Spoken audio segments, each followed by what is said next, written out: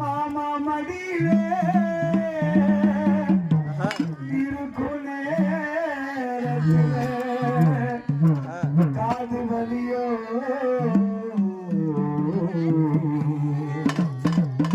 அது கொஞ்சம் கூட தெரியல. காது குத்து நேரத்திலே மாமாவோட